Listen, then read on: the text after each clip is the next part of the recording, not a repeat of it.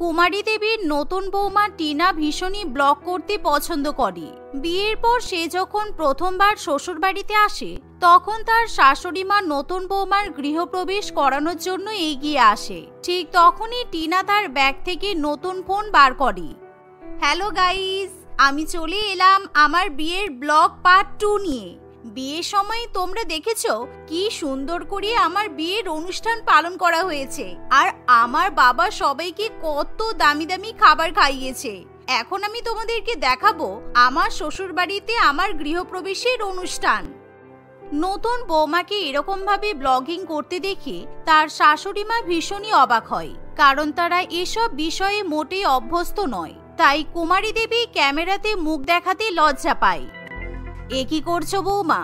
ফোনটা বন্ধ করো, এখন তোমার গৃহপ্রবেশের অনুষ্ঠান হবে আর তুমি ফোনের সঙ্গে কথা বলবে নাকি? না মা, আমি ফোনের সঙ্গে কথা বলছিলাম না। ফোনের ওপারে আমার হাজার হাজার দর্শকরা আমার ব্লগ দেখছে। আর হ্যাঁ, আপনি লজ্জা পাচ্ছেন কেন? কারণ আজকে থেকে আপনিও আমার ব্লগে অংশীদার হবেন, কারণ আপনি আমার শাশুড়ি মা বলে কথা, তাই না বন্ধুরা? মা, এবার আপনি আমার গৃহপ্রবেশের অনুষ্ঠান পালন করুন। টিনা এভাবে ফোনে ব্লগিং করতে করতে শ্বশুর বাড়িতে ঢোকে। এভাবেই যখন তার গৃহপ্রবেশের অনুষ্ঠান রেকর্ডিং করা হয়ে যায় তখন সে ফোন বন্ধ করে দেয়। কিন্তু ফোন বন্ধ করে দেওয়ার পর তার রূপ একেবারে অন্য রকমের হয়ে যায়। ওহ বাবারে বাবা, আমি একদম হাঁপিয়ে গেছি। এত বড় বিয়ের অনুষ্ঠান, তারপর আবার গৃহপ্রবেশের অনুষ্ঠান। সোশ্যাল মিডিয়ার বন্ধুদেরকে ব্লগিং করে দেখানো কম খাটনির কাজ নাকি? এই যে শাশুড়ি মা, আমাকে এক গ্লাস জল খাওয়ান তো। আর হ্যাঁ, বিয়ের পর থেকে আমি কিন্তু কিছুই খাইনি। আমার খুব খিদে পেয়েছে। আমার জন্য গরম গরম রুটি আর ডিমের চচ্চড়ি রান্না করে নিয়ে আসুন। সে কি কথা? তুমি নতুন বৌমা, তুমি কোথায় সবাইকে রান্না করে খাওয়াবে তা না করে তুমি আমাকে রান্না করার জন্য অর্ডার করছো? হ্যাঁ, তা নয় তো কি। বৌমাকে না হয় একটু রান্না করে খাওয়ালেন, তাতে আহামরি কিছু ক্ষতি হবে না। টিনার কথা শুনে তার শাশুড়ি মায়ের কিছু করার থাকে না। সে চুপচাপ রান্নাঘরে গিয়ে তাড়াতাড়ি করে বৌমার জন্য রান্না বান্না করে নিয়ে আসে। এমন সময় টিনা যখন ফ্রেশ হয়ে সবার সঙ্গে খেতে বসবে তখনই সে আবার ফোন নিয়ে ব্লগিং করতে শুরু করে দেয়। বন্ধুরা, একবার জাস্ট দেখো আমার নতুন শাশুড়ি মা কত ভালো, কারণ শ্বশুর বাড়িতে আসার পর আমাকে কিছুই করতে দেয়নি। আমার মায়ের মতো আমার শাশুড়ি মা আজকে আমার জন্য গরম গরম রুটি আর ডিমের চচ্চড়ি রান্না করে নিয়ে চলে এসেছে। মাই সুইট হার্ট লাভলি শাশুড়ি মা, আই লাভ ইউ। ব্লগিং করার সময় নতুন বৌমার এক রকমের রূপ, আর যখন ক্যামেরা বন্ধ থাকে তখন তার অন্য রকমের রূপ দেখতে পাওয়া যায়। তাই গো বেচারা শাশুড়ি মায়েরও কিছু করার থাকে না। মা, আপনি আমাকে কত ভালোবাসেন সেটা আপনি আমার বন্ধুদের একবার দেখিয়ে দিন তো। আপনি আমাকে নিজে হাতে খাইয়ে দিন। দেখো বন্ধুরা, আমার শাশুড়ি মা আজকে আমাকে নিজে হাতে খাইয়ে দেবে। টিনা এই কথা বললে তার শাশুড়ি মা তাকে রুটি এবং ডিমের চচ্চড়ি খাওয়াতে শুরু করে। কিন্তু ডিমের চচ্চড়িতে অনেক ঝাল থাকায় টিনার চোখ দিয়ে জল গড়িয়ে পড়তে থাকে। এরকম ঝাল ডিমের চচ্চড়ি খেয়ে টিনা ভীষণই বিপদে পড়ে। কিন্তু যেহেতু তখন সে শুটিং করে তাই সে কোনো রকম প্রতিক্রিয়া দেখাতে পারে না। দেখেছো বন্ধুরা, এত ভালো ডিমের চচ্চড়ি খেয়ে আমার চোখে জল চলে এসেছে, আমার কাশি পেয়ে গেল। সত্যি এরকম ডিমের চচ্চড়ি আমি বাবার জন্মে কোনোদিনও খাইনি। দারুণ দারুণ। আচ্ছা বন্ধুরা, আমি এখনকার মতো ব্লগটাকে শেষ করছি। আবার কিছুক্ষণ পর আমি অনলাইনে এসে তোমাদের জন্য ব্লগিং করব। এই বলে টিনা ফোনের ক্যামেরা বন্ধ করে দেয়। এই যে বুড়ি হয়েছেন ঠিকই, কিন্তু ভালো করে রান্না বান্না কিছুই করতে পারেন না।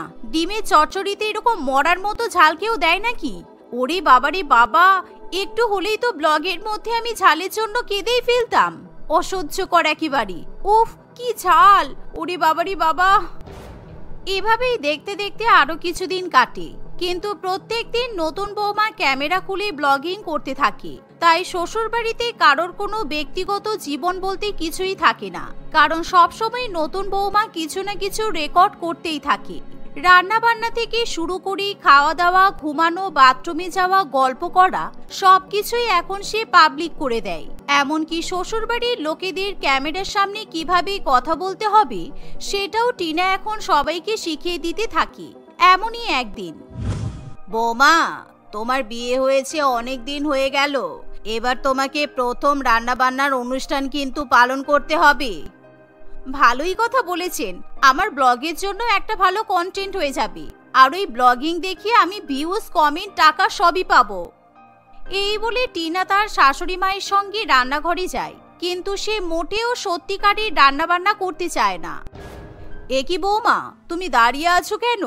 এই যে তোমাকে আমি সবকিছু দেখিয়ে দিলাম, তুমি বললে নাকি রান্না বান্না করবে, তাহলে তাড়াতাড়ি বিরিয়ানি আর চিকেন কষা বানাও, দেরি হয়ে যাচ্ছে তো, ওইদিকে সবাই খাওয়ার জন্য অপেক্ষা করছে। আপনি বোধহয় ভুলে যাচ্ছেন যে আমি বলেছিলাম আমি রান্না বান্নার অনুষ্ঠান ব্লগিং করে দেখাবো। আপনি আগে রান্নাটা করে ফেলুন, তারপর ক্যামেরা অন করে আমি তো শুধু হাতা খুন্তি নাড়াবো, তাহলে সবাই বুঝবে যে আমি রান্নাটা করেছি। এই কথা শুনে কুমারী দেবী একেবারে অবাক হয়ে যায়, কিন্তু তার কিছু করার থাকে না। সে মন খারাপ করে সবার জন্য গরম গরম মাটন বিরিয়ানি এবং চিকেন কষা রান্না করে। অন্যদিকে রান্না বান্না হয়ে যাওয়ার পর টিনা ব্লগিং করতে করতে এমন ভান করে যেন সে নিজেই সব রান্না বান্নাগুলো করেছে। আজকে আমি আমার শ্বশুর বাড়িতে সবার জন্য প্রথম রান্না করলাম। এই দেখো বন্ধুরা, গরম গরম মাটন বিরিয়ানি আর তার সাথে চিকেন কষা। তোমরা যদি জানতে চাও যে এগুলো আমি কিভাবে রান্না করেছি, তাহলে কিন্তু রেসিপি লিখে আমাকে কমেন্ট করো, আমি সবাইকে রেসিপি পাঠিয়ে দেব। টিনা এভাবে সোশ্যাল মিডিয়াতে একটা নকল জীবন সৃষ্টি করে। দেখতে দেখতে এভাবেই সময় অতিবাহিত হতে থাকে। একদিন টিনার স্বামী প্রীতম অফিস থেকে বাড়িতে ফিরে এসে হাফ প্যান্ট পরে সোফার উপর বসে আরাম করে, কিন্তু এমন সময় টিনা ব্লগিং করতে করতে ফোন নিয়ে বাইরে বেরিয়ে আসে। হ্যালো গাইজ, তোমরা আমার বরকে দেখেছো? কেমন নিষ্কর্মা একটা ব্যাটা ছেলে, অফিস থেকে আসার পর নিজের জামা কাপড়টা ঠিকঠাক করে গোছাতে পারি না। আমি বলেছিলাম আমার জন্য মোমো আনতে, সেটাও নিয়ে আসেনি, এখন খাটের উপর বসে বসে হাই তুলছে। তোমাদের স্বামীরাও কি এরকম করে? আমাকে কমেন্ট করে জানাও প্লিজ। আরে কি করছোটা কি? আমার প্রাইভেসি বলে কি কিছুই নেই নাকি? আমি হাফ প্যান্ট আর স্যান্ডো গেঞ্জি পরে ঘরে বসে আরাম করছি, আর তুমি সেটাও ব্লগিং করে দেখাবে? অসহ্য করে একেবারে।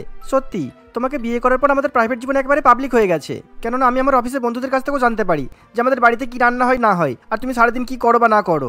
ভালো লাগে না এসব একেবারে। প্রীতম এই কথা বলা মাত্রই টিনা ভীষণই রেগে যায়। ব্যাস দিল আমার ব্লগটাকে নষ্ট করে। আরে এখন এগুলোকে আবার এডিট করে কেটে বাদ দিতে হবে। শোনো, এটা আমার ডেইলি ইনকাম, তাই আমার ইনকাম নিয়ে তুমি কিন্তু কোনো কথা বলবে না।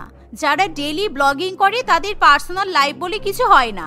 আর হ্যাঁ, আমি শুধু আমার ব্লগিং এর রিচ বাড়ানোর জন্য তোমাকে বিয়ে করেছিলাম, তাই তুমি কিন্তু একদম আমার উপর খবরদারি করার চেষ্টা করবে না। ওরে বাবা, সে কি? তুমি যখন নিজের সোশ্যাল মিডিয়া রিচ বাড়ানোর জন্য বিয়ে করেছো, তাহলে আমাকে বিয়ে করতে গেলে কেন? আমরা কিন্তু অত্যন্ত সাধারণ। প্রীতমের কথা শুনে টিনা খুবই রেগে যায়। এভাবেই টিনার শ্বশুরবাড়িতে তার এরকম ব্লগিং করা নিয়ে খুবই অশান্তির সৃষ্টি হয়, কিন্তু টিনা তবুও ব্লগিং করা বন্ধ করে না। এমনই একদিন যখন টিনার শাশুড়ি মা বাথরুম থেকে বেরোয়, তখন দেখেছো বন্ধুরা, আমি কালকে রাত্রিবেলা শাশুড়ি মাকে বারবার বলেছিলাম ওরকম বেশি বেশি পরোটা আর মাংস খেতে হবে না, কিন্তু আমার শাশুড়ি মা আমার কথা শুনলই না। এখন পেটে গ্যাস হয়ে গেছে, লুজ মোশন হয়েছে বলে বারবার বাথরুমে যাচ্ছে। আমার কিন্তু শাশুড়ি মায়ের জন্য খুব মন খারাপ জানো।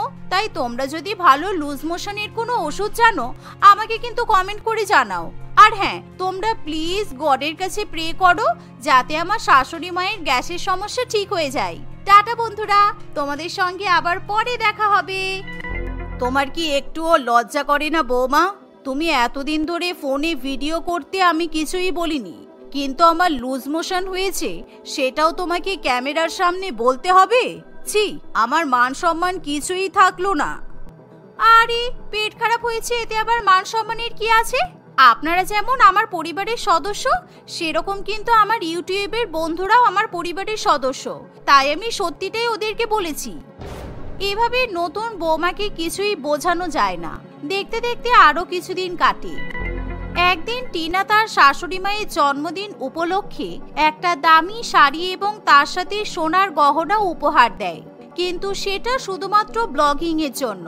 টিনার যখন ব্লগিং করা হয়ে যায়, তারপর এই যে এবার এই শাড়ি আর গহনা আমাকে ফেরত দিন, কারণ এগুলো আপনাকে পরলে কিন্তু মানাবে না। এগুলো সব আমার, আমি আবার বন্ধুদের দেখাবো বলে আপনাকে দিয়েছিলাম। হ্যাঁ, সে তো আমি ভালো করেই বুঝতে পেরেছি, কারণ তুমি আমাকে দামি শাড়ি আর গহনা উপহার দেবে, এটা তো হতেই পারে না।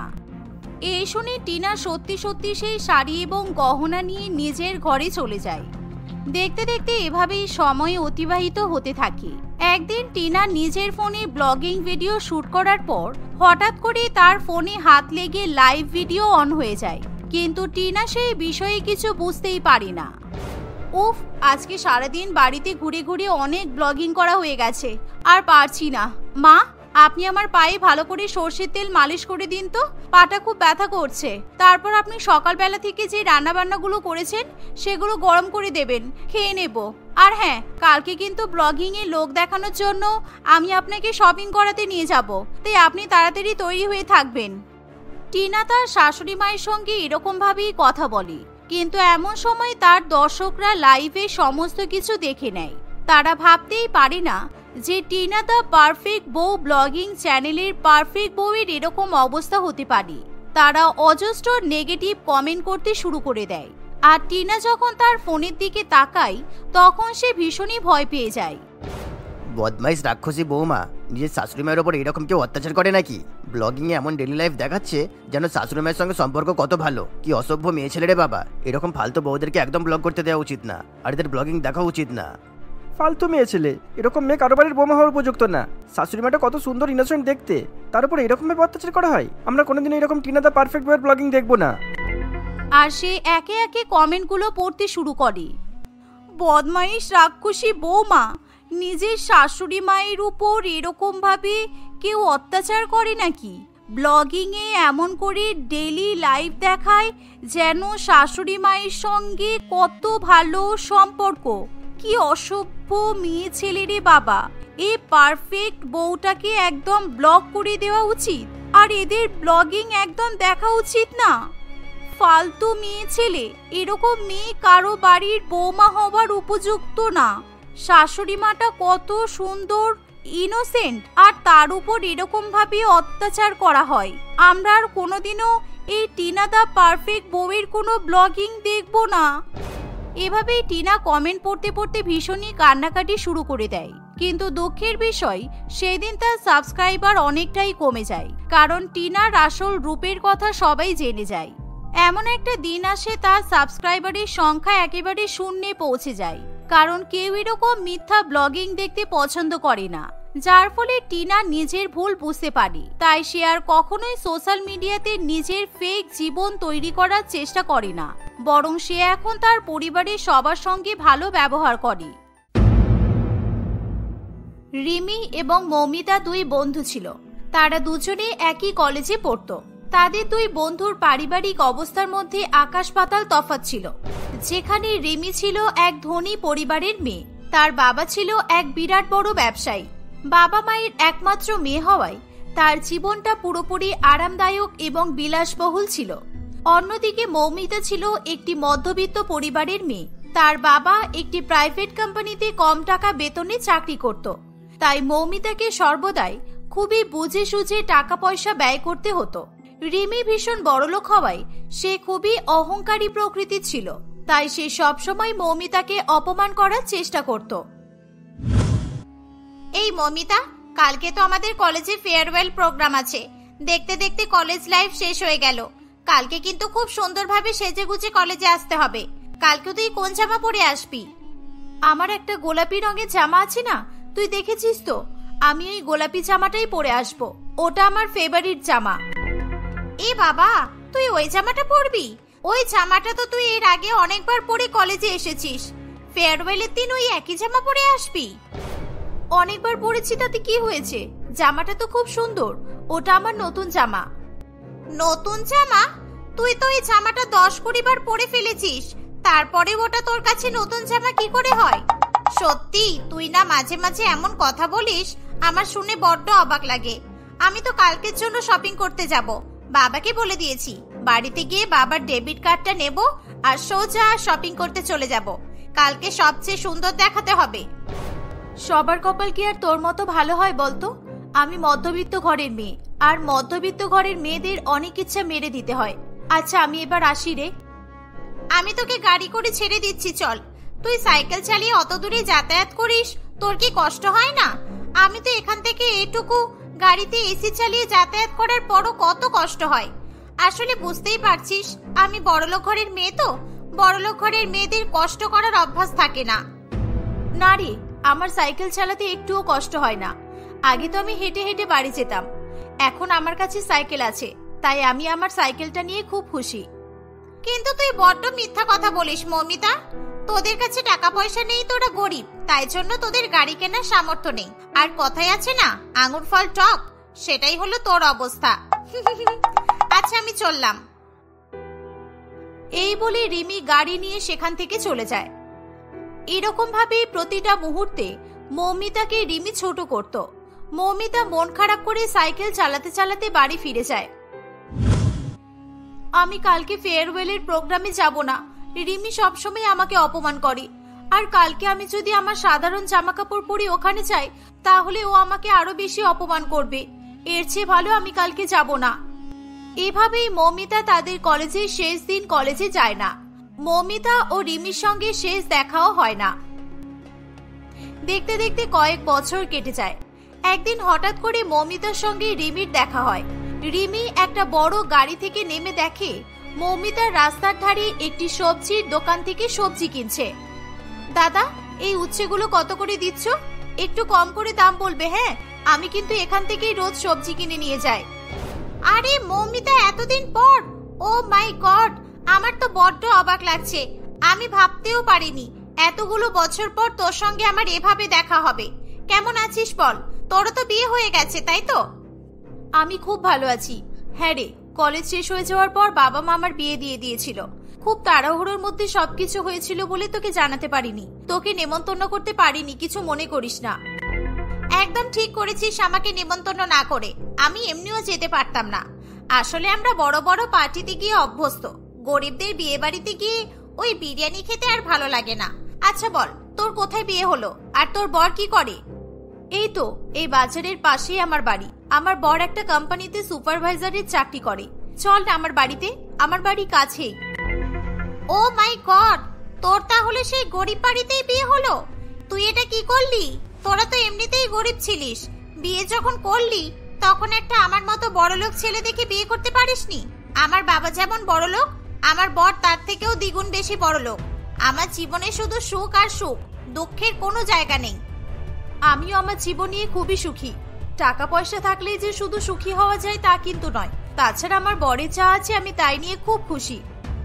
সত্যি কথাটা স্বীকার করা এখনো পর্যন্ত শিখলি না তুই। আজকাল টাকা পয়সা সবাই চায়। তোকে বাজার থেকে সবজি কিনতে দেখে আমি প্রথমেই বুঝতে পেরেছি যে তুই এখনো আগের মতোই গরিব আছিস। আমার বাড়িতে ৫টা-১০টা চাকর আছে, তারাই সবজি কেনে, রান্না করে, ঘরের কাজ করে। আমাকে কিছু করতেই হয় না। বাহ, খুব ভালো। আমার বাড়িতে আমি, আমার শাশুড়ি মা আর ননদ সবাই মিলে একসঙ্গে কাজ করি। আচ্ছা, আমার কিন্তু বাজার করা হয়ে গেছে। তুই কি যাবি আমার সঙ্গে, নাকি তোর কোনো কাজ আছে? না না, আমার আবার কি কাজ? সারাদিন আমি এই গাড়ি নিয়ে এদিক ওদিক ঘোরাফেরা করি, এটাই তো আমার কাজ। চল তাহলে দেখি তোর বাড়িটা কেমন। মৌমিতা রিমিকে তার শ্বশুর বাড়িতে নিয়ে যায়। তাদের পুরানো দোতলা ঘর বাড়ি দেখে রিমি নাক সিটকাতে থাকে। আয় আয় রিমি, আয়, এখানে বস। এ বাবা মৌমিতা, তুই এখানে কি করে থাকিস? তোদের ঘর বাড়ির অবস্থা এত খারাপ কেন? তুই আমাকে বসতে বলছিস, আমি কোথায় বসবো? ভাঙাচোরা সোফাতে আমি বসতে পারবো না রে, আমি দাঁড়িয়েই ঠিক আছি। এরকম বলিস না রিমি, আমার পরিবারের কেউ শুনতে পেলে খুব কষ্ট পাবে। তুই তাহলে এই বেডের উপর বস। না না, আমি কোথাও বসবো না। সত্যি তোদের ঘর বাড়ি দেখে আমার এত বাজে লাগছে, আমি কি করে বোঝাবো তোকে? ঘরের মধ্যে কোনো ভালো ফার্নিচার নেই, কোনো ইন্টেরিয়র ডিজাইন নেই। আমার তো এখানে 2 মিনিট দাঁড়াতেই কেমন যেন দম বন্ধ হয়ে আসছে। তুই এখানে এতগুলো বছর ধরে কিভাবে আছিস বলতো? আমার এখানে থাকতে কোনো অসুবিধা হয় না রিমি, আমি আমার পরিবারের সবার সঙ্গে বেশ হাসি খুশি আছি। তুই বারবার একই কথা কেন বলছিস?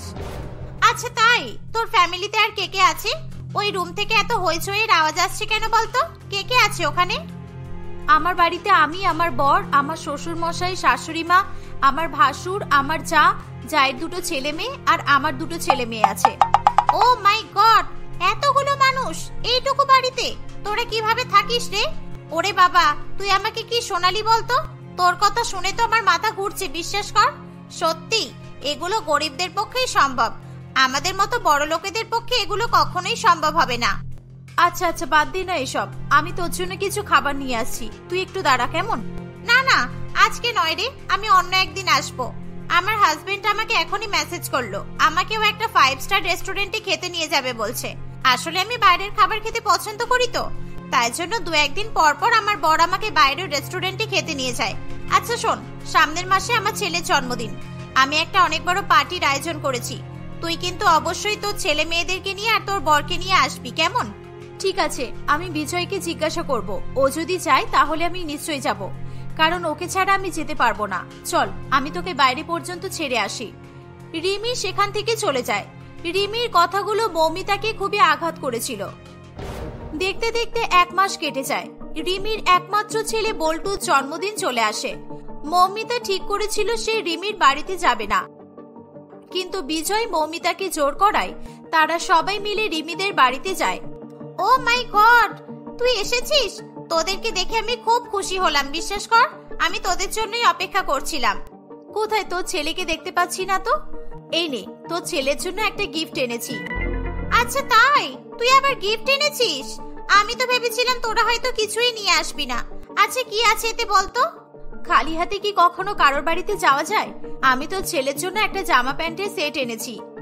ও আচ্ছা, তুই এক কাজ কর, তুই এই জামাটা আমাদের কাজের মেয়েকে দিয়ে দে। আসলে কি বলতো, তুই তো জানিস আমি যেমন ব্র্যান্ডেড জামা কাপড় পরতে ভালোবাসি, আমার ছেলেও কিন্তু ব্র্যান্ডেড জামা কাপড় পরতে ভালোবাসে। ও একদম আমার মতো হয়েছে।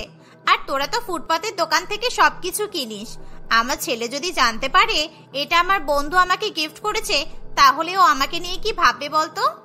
এই কথা শুনে মৌমিতার খুবই খারাপ লাগে, কিন্তু তবুও সে চুপ করে থেকে যায়।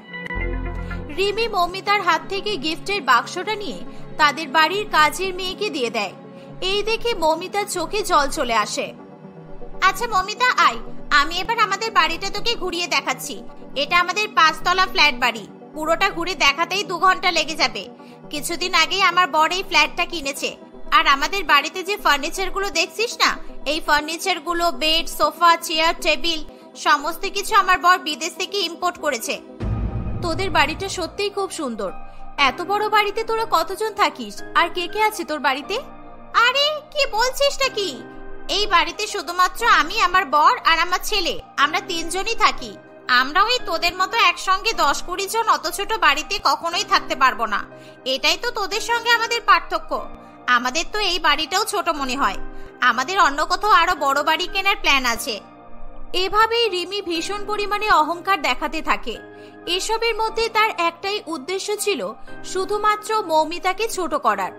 রিমি বারে বারে মৌমিতাকে ছোট করায় মৌমিতার খুবই খারাপ লাগছিল।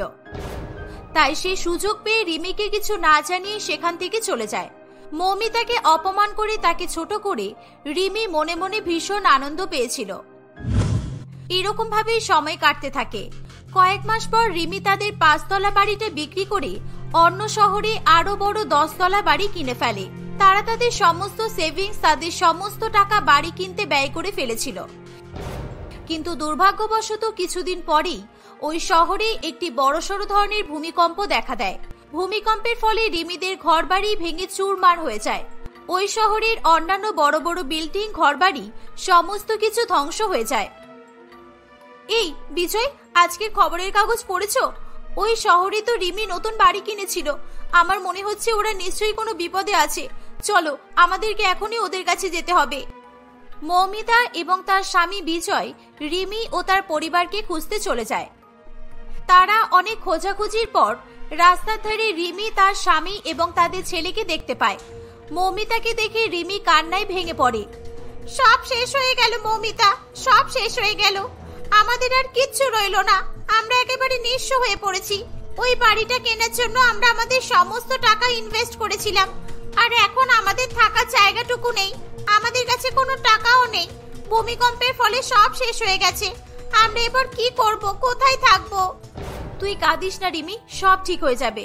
যতদিন না পরিস্থিতি ঠিক হচ্ছে, তোরা ততদিন আমাদের বাড়িতেই থাকবি। কিন্তু তোদের বাড়িতে তো আগে থেকে অনেক লোক থাকে, আমরা কিভাবে থাকবো ওখানে? তোদের বাড়িতে কি আমাদের জায়গা হবে? জায়গাটা আগে মনে তৈরি করা দরকার, তারপর বাড়িতে জায়গা এমনি এমনিই হয়ে যায়। আমাদের মনের জায়গা অনেক বড়, তাই আমাদের বাড়িতে থাকতে তোদের কোনো অসুবিধা হবে না। আমাকে ক্ষমা করে দে মৌমিতা, আমি টাকা পয়সা সম্পত্তির অহংকারে কখন যে এতটা নিচে নেমে গিয়েছিলাম। আমি তোকে প্রতিটা মুহূর্তে অপমান করেছি, আমি বড়লোক বলে তোকে সবসময় ছোট করেছি, আর আজকে আমার সমস্ত অহংকার মাটিতে মিশে গেল। উপরওয়ালা আমাকে আমার পাপের শাস্তি দিল, আমাকে ক্ষমা করে দে।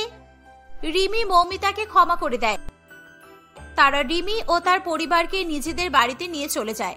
সেদিনের পর থেকে দুই বন্ধুর জীবনে শুরু হয় এক নতুন অধ্যায়, যেখানে ধনী গরিব বলে কোনো ভেদাভেদ ছিল না।